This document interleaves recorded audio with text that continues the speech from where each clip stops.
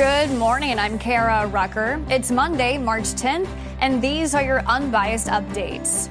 Canada has a new prime minister. The promises he's making to his people when it comes to dealing with the Trump administration. And Israel is putting more pressure on Hamas to extend phase one of the ceasefire deal by effectively cutting off Palestinians' clean water supply. From the Straight Arrow News Studio, bringing the stories that matter to you from across the United States and around the world, these are today's Unbiased Updates.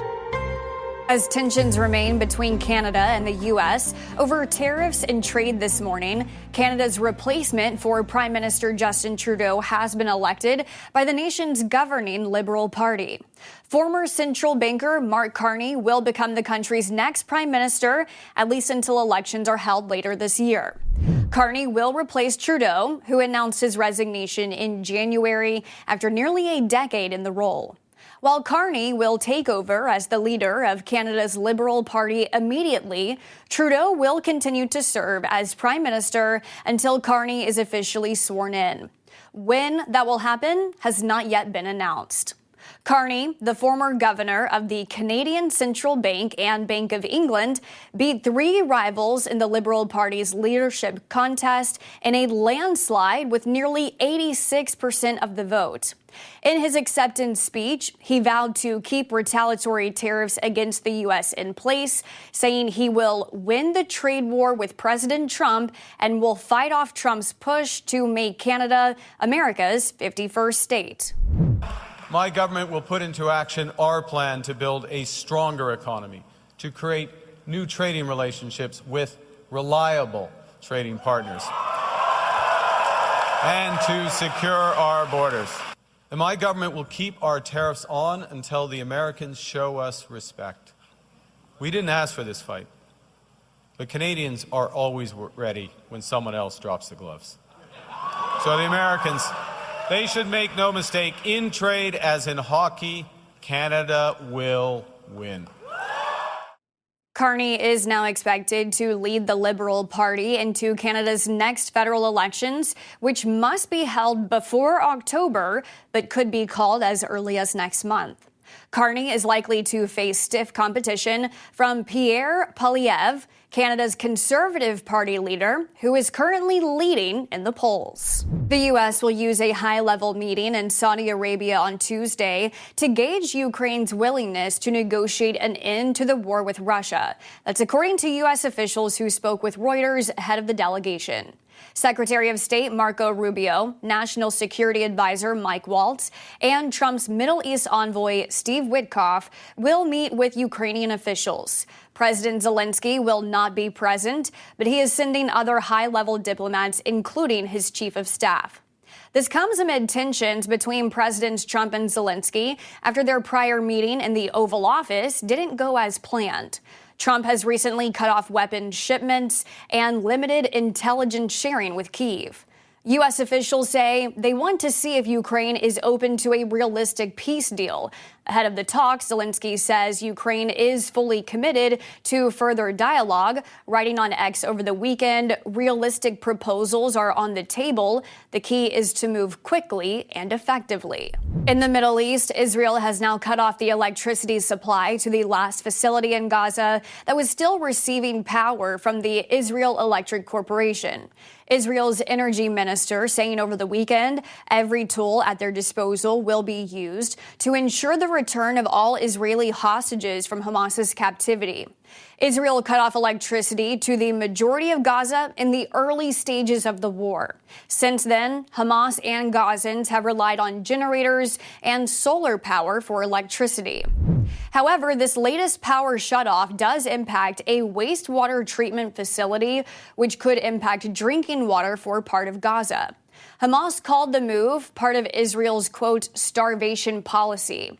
It comes as Israel is pressing the militant group to accept an extension of the first phase of their ceasefire, which ended last weekend. Israel wants Hamas to release half of the remaining hostages in return for a promise to negotiate a lasting truce. Hamas, however, wants to start negotiations on the ceasefire's second phase, which would see the release of remaining hostages from Gaza, the withdrawal of Israeli forces, and a lasting peace. Israeli negotiators are due in Doha today as mediators from Egypt, Qatar, and the United States try to revive the ceasefire deal. Syria's interim president is calling for peace and calm as the country sees its worst violence in months. President Ahmed al-Shara vowed on Sunday to hunt down those who started the violent clashes that have pit loyalists of deposed President Bashar al-Assad against the country's new Islamist rulers. The 2 days of violent clashes, according to at least one war monitoring group, have already killed over 1,000 people, most of them civilian. This recent conflict began after the pro-Assad fighters coordinated attacks on security forces last Thursday, making it one of the deadliest periods in Syria's over decade-long violence. A Palestinian activist who largely led Columbia University's mass protests against Israel has been arrested by federal immigration agents. Mahmoud Khalil, a graduate student until this past December, was taken into custody Saturday night at his Manhattan apartment. Khalil's attorney confirmed he's here as a permanent resident on a green card. The attorney confirming ICE agents are revoking his green card status. Homeland Security confirmed the arrest, linking it to President Trump's executive orders against anti-Semitism. Secretary of State Marco Rubio reposting on X Sunday evening a link about Khalil's arrest with the caption, "We will be revoking the visas and or green cards of Hamas supporters in America so they can be deported."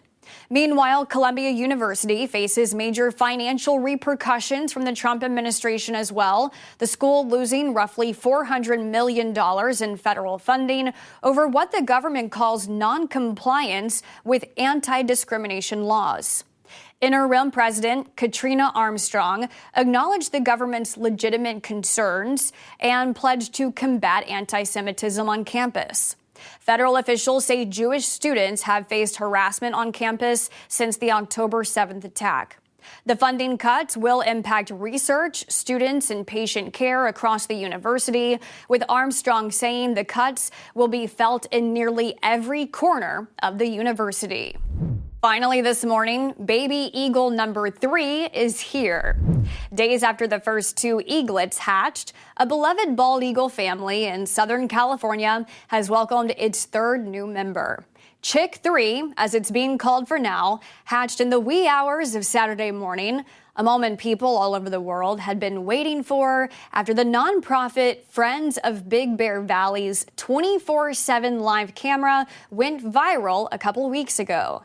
The successful hatch of all 3 eaglets is a big deal for their celebrity parents, Shadow and Jackie, who rose to fame in 2023 with their last nest of 2 eggs, which did not hatch successfully. Friends of Big Bear Valley say all 3 chicks are healthy, eating a lot, and growing quickly. These are your unbiased updates for this Monday. We'll see you back here tomorrow. For all of us here at Straight Arrow News, I'm Kara Rucker. Have a great day.